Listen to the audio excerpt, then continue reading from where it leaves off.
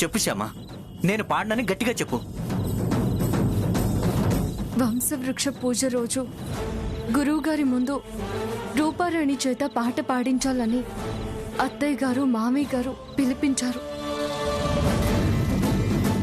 ఏం చెప్పాలో ఎలా చెప్పాలో అర్థం కావడం లేదు. అలా అని చెప్పకుండా ఊరుకుంటావా ఏంటి? చెప్పాలి, ఖచ్చితంగా చెప్పాలి.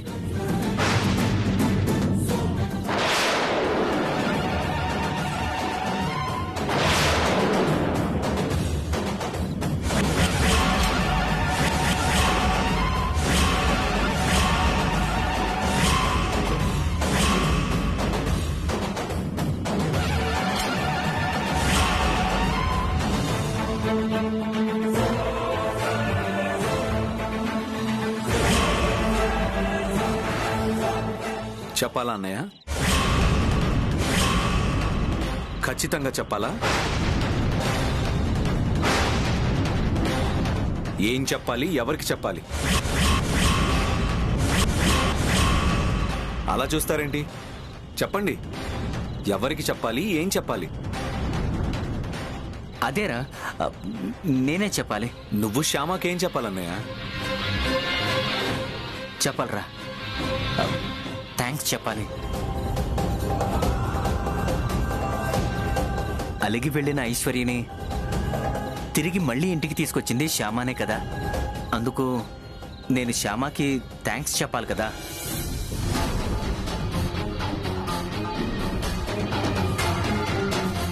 శ్యామానేమో మనలో మనకి థ్యాంక్స్ ఎందుకు బావుగారు, చెప్పక్కర్లేదు అంటోంది. చెప్పాలి, ఖచ్చితంగా చెప్పాలి అని నేనంటున్నాను. ఇంతలో నువ్వొచ్చావు. అంతేగా శ్యామ? అవును.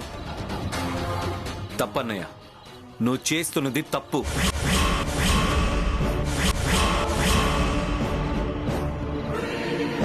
తప్పు చేస్తున్నానా? నేను తప్పు చేస్తున్నానా? ఖచ్చితంగా నువ్వు చేస్తున్నది తప్పే.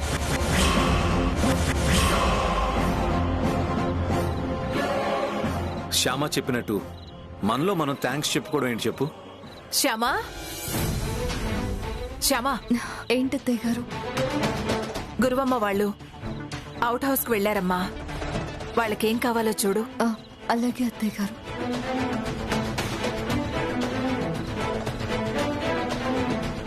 మమ్మీ, వంశవృక్ష పూజప్పుడు రూపారాణి పాట అవసరమా? అదేంట్రా అలా అంటావు? మీ నాన్నగారు ఎంతో ముచ్చటపడి పాట పెట్టిస్తుంటే అవసరమా అంటావేంటి? పూజలప్పుడు పాటలెందుకు అని. రూపారాణి పాడేది భక్తి పాటలే కదన్నయ్య. అవునవును, భక్తి పాటలే కదా, పాడిద్దాంలే. గురువుగారి ముందు రూపారాణి చేత పాట పాడిద్దాంలే.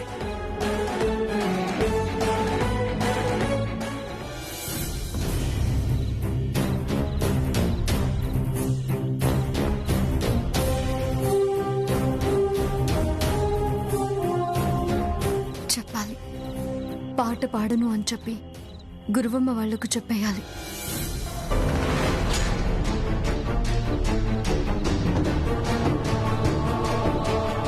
ఏంటిలా వచ్చావు? పాట పాడతాను అని చెప్పడానికి వచ్చిందేమో కాదు, పాట పాడను అని చెప్పడానికి వచ్చాను.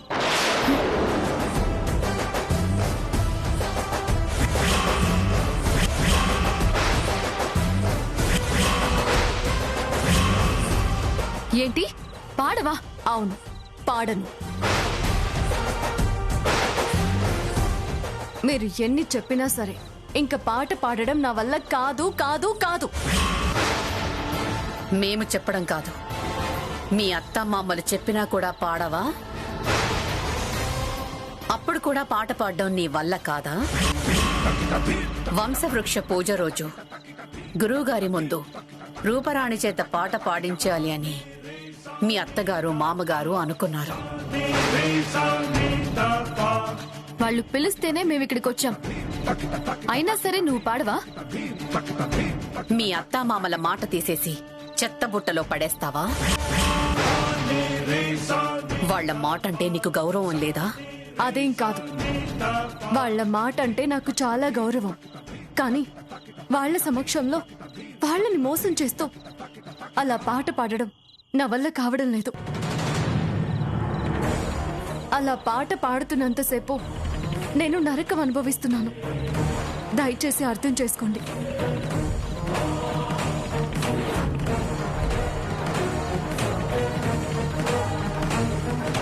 ఓకే, వాళ్ళ సమక్షంలో అలా మోసం చేసి పాట పాడుతుంటే నీకు నరకంగా ఉంది, అంతే కదా? అంతే. అయితే వాళ్ళ పరోక్షంలో పాట పాడితే నరకంలా ఉండదు కదా? స్వర్గంలాగానే ఉంటుందిగా. అంటే దాన్ని ప్లాన్ బి అంటారులే. ఆ ప్లాన్ బి ఏంటో తర్వాత చెప్తాను. వాళ్ళు ఎదురుగా లేకపోతే పాట పాడడానికి నీకెటువంటి అభ్యంతరం లేదు కదా? ముందు నాకది చెప్పు. వాళ్ళు ఎదురుగా ఉన్నా లేకపోయినా ఇలా మోసం చేస్తూ పాట పాడడం నా వల్ల కాదు, నాకిష్టం లేదు. ఇంక నేను రూపారాణిలా పాట పాడడం అనేది జరగదు.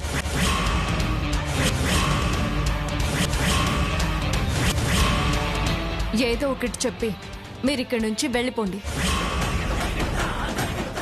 ఏయ్ ఆగు, శ్యామ ఆగమంటుంటే.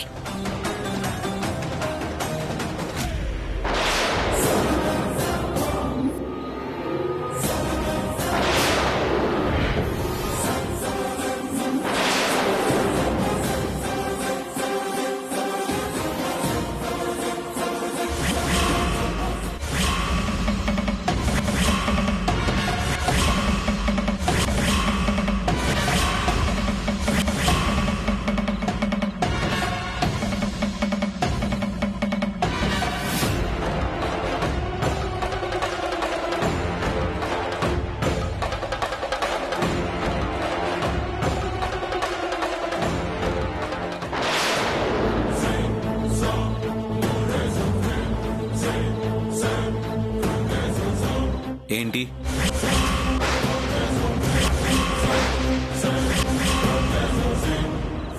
ఏంటి శ్యామ చేపట్టుకున్నావు?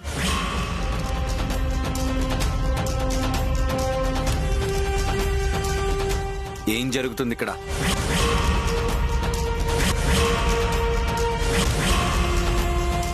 అందరూ ఎందుకలా ఉన్నారు?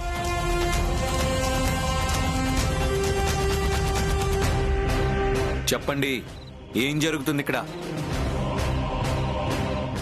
ఏం లేదు అఖిల్, ఇందాక వాటర్ బాటిల్ కింద పడిపోయింది, తుడిచేసాం, కానీ కొంచెం తడిగా ఉంది. శ్యామ గబగబా వెళ్తుంటేను కాలు జారి కింద పడిపోతుందేమోనని చెప్పి గట్టిగా పట్టుకున్నాను, అంతే. అంతేనా శ్యామ?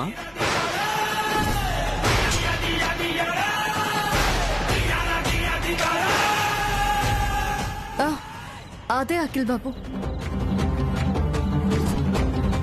పడతానని చెప్పే గురువమ్మ గారు పట్టుకున్నారు. థ్యాంక్స్ గురువమ్మ. శ్యామకి ఏ ప్రమాదం జరగకుండా కాపాడారు. Thank you so much. మనలో మనకి థ్యాంక్స్ ఎందుకు అఖిల్? కొంచెం చూసుకొని నడు శ్యామ. పద.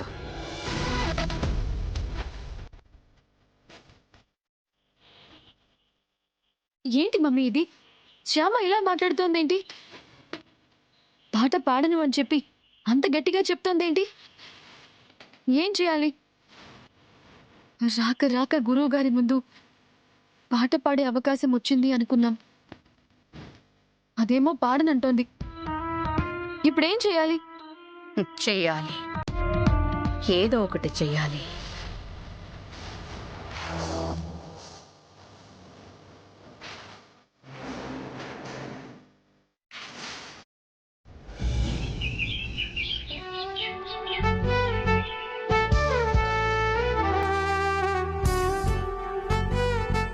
అత్తయ్య, అత్తయ్య.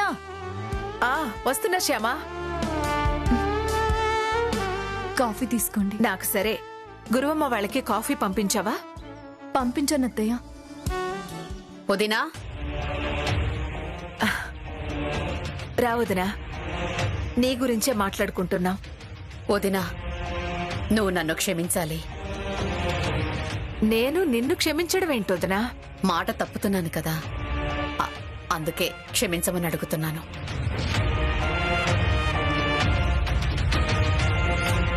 మాట తప్పడమేంటి? రేపు గురువుగారి సమక్షంలో రూపారాణి పాట పాడటం కుదరదు వదినా.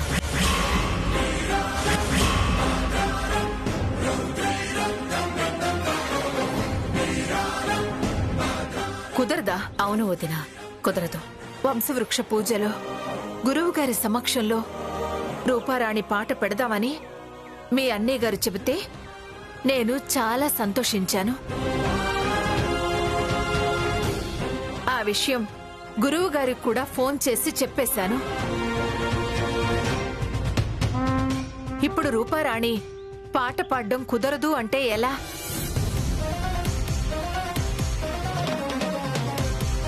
గురువుగారికి మేము ఏమని సమాధానం చెప్పాలి? ఆయన ముందు మా పరువు పోతుంది కదా. ఆయన ముందు మేము తల ఎత్తుకుని తిరగలమా?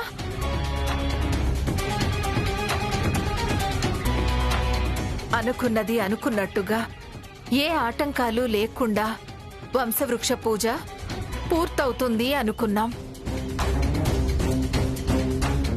కానీ ఇప్పుడు పాటకే ఆటంకం కలిగేలా చేశావు.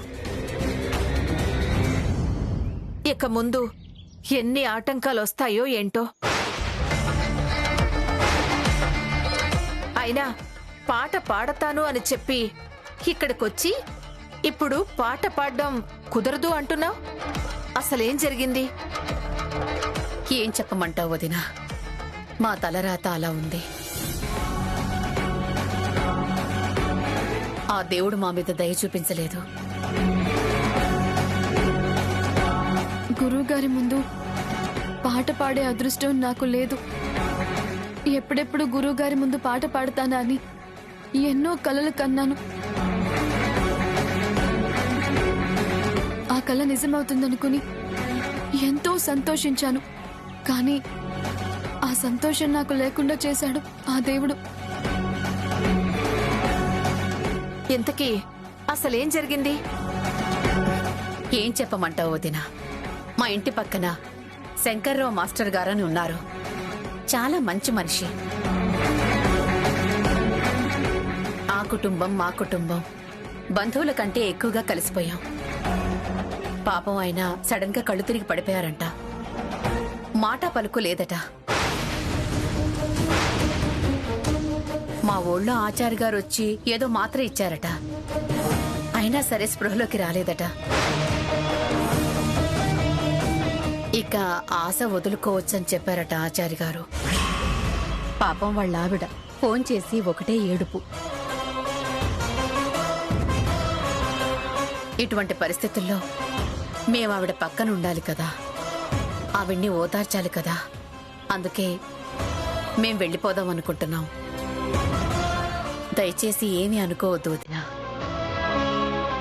ఏమనుకుంటాంలే వదినా, మా తలరాత ఇలా ఉంది అనుకుంటాం. గురువుగారి ముందు తల దించుకునే పరిస్థితి వచ్చింది అనుకుంటాం. అయినా అవతల ప్రాణం కన్నా పాట ముఖ్యం కాదు కదా. మీరు బయలుదేరండి. అలాగే వదినా.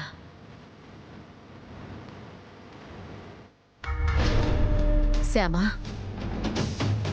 మేము పాట పాడకుండా వెళ్తున్నందుకు పాపం మీ అత్తయ్య గారు చాలా బాధపడుతున్నారు.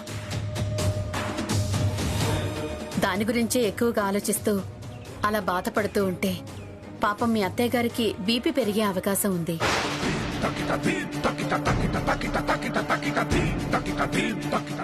బీపీ పెరిగితే మళ్ళీ కళ్ళు తిరిగి పడిపోతుంది. పొరపాటున అలాంటిది ఏదైనా జరిగి ఇప్పుడు మీ అత్తయ్య గారు హాస్పిటల్ పాలైతే చాలా కష్టం. వంశవృక్ష పూజ ఆగిపోయే అవకాశం కూడా ఉంది. అందుకనే మీ అత్తయ్యని కొంచెం జాగ్రత్తగా చూసుకోమ్మా. అత్తయ్యకి ధైర్యం చెప్తూ ఉండు. చెప్పింది అర్థమైంది కదా? అత్తయ్య గారిని జాగ్రత్తగా చూసుకోమ్మా. పదవే.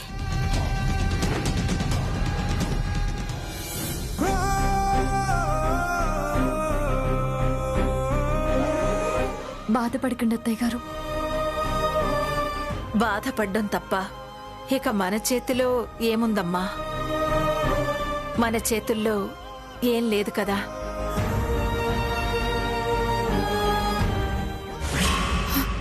ఏంటి మమ్మీ బట్టలు సర్దేస్తున్నావు? నిజంగా మనం వెళ్ళిపోతున్నామా? పాటల ప్రోగ్రాం కాకుండా మనం ఎందుకు వెళ్తామే? ఆ, మరి బట్టలు సర్దుతున్నావేంటి? వెళ్ళిపోతున్నట్టు బిల్డప్ ఇవ్వడానికి. నా ప్లాన్ ఏంటంటే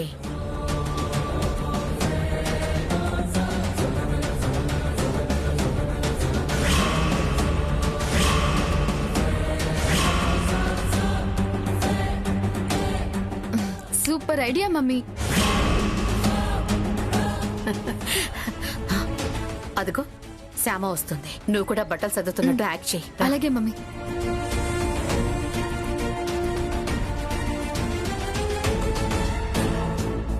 గురువమ్మ, ఏంటి? నిజంగానే శంకర్రావు మాస్టర్కి బాలేదా? ఆయన స్పృహ తప్పి పడిపోయారా? ఆశ వదులుకోమని ఆచార్య గారు చెప్పారా? ఆచార్య గారు చెప్పలేదు, నేనే చెప్పాను. నిజానికి ఆ శంకర్రావు మాస్టర్కి ఏమీ కాలేదు. గుండ్రాయిలా ఉన్నాడు.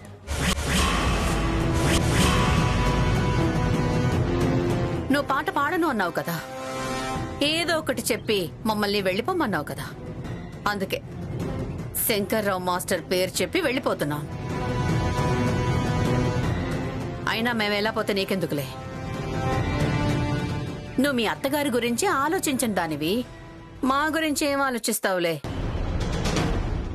ఎంతైనా నీకు మీ అత్తగారి కంటే మీ అమ్మ వాళ్లే ఎక్కువ కదా. మీ అత్తగారు నీకు గడ్డిపోచతో సమానం కదా. అయ్యో, అదేంటి గురువమ్మ అలా మాట్లాడతావు? నిజం మాట్లాడుతున్నాను. మీ అత్తగారు నీకు గడ్డిపోచతో సమానం కాబట్టే మీ అత్తగారి కోసమైనా పాట పాడనంటున్నావు. మీ అమ్మ వాళ్ళంటే నీకిష్టం కాబట్టే వాళ్ల కోసం ఇంతకాలం పాటలు పాడావు. అర్థమైందిలే. నువ్వు మీ అత్తకి మీ అమ్మకి మధ్య ఎంత తేడా చూపిస్తున్నావో నాకు బాగా అర్థమవుతుంది. నాకు అలాంటి తేడా ఏమీ లేదు. నాకు మా అత్తగారు మా అమ్మతో సమానం. ఆవిడ కూడా నన్ను మా అమ్మలా ప్రేమగా చూసుకుంటుంది. అంత ప్రేమగా చూసుకుంటున్నప్పుడు ఆవిడ గురించి ఆలోచించకుండా పాట పాడను అని ఎందుకంటున్నావు? మీ అత్తగారి ఆరోగ్యం పాడైపోతుందని తెలిసినా కూడా పాట పాడని ఎందుకన్నావు? అంటే నీకు మీ అత్తగారి కన్నా మీ అమ్మ వాళ్లే ఎక్కువ అని చెప్పి మాకు అర్థం అవుతుందిలే. చాలా క్లియర్ గా అర్థమవుతుంది మమ్మీ. దీనికి అత్తింటి వాళ్ళు ఏమైపోయినా పర్వాలేదు. వాళ్ళ అమ్మ, నాన్న, వదిన, అన్న, తమ్ముడు వాళ్ళు బాగుంటే చాలు. అయినా దీంతో మనకెందుకులే, టైం అవుతోంది కానీ.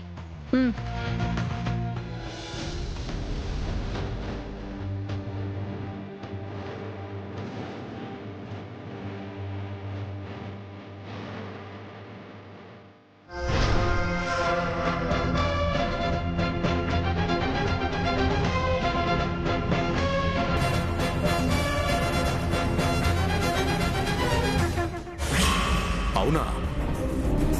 అవునండి, వాళ్ళ పక్కింటి శంకర్రావు మాస్టర్కి సీరియస్గా ఉందంట.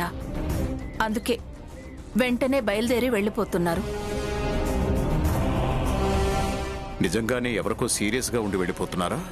లేక ఇక్కడ నేను వాళ్లతో సీరియస్గా ఉండడం గమనించి డౌట్ వచ్చి దొరికిపోతామేమోనన్న భయంతో వెళ్ళిపోతున్నారా? గురువుగారికి ఫోన్ చేసి పాటల ప్రోగ్రాం లేదని చెప్పేద్దామా అండి?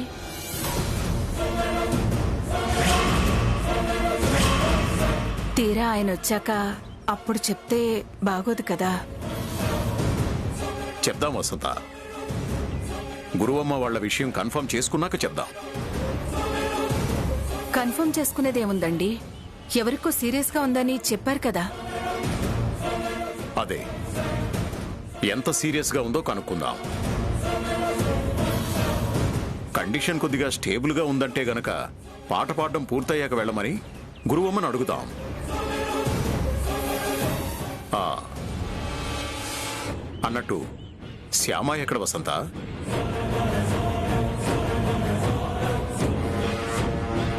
అమ్మా శ్యామ, ఒకసారి ఇలా రామ్మా.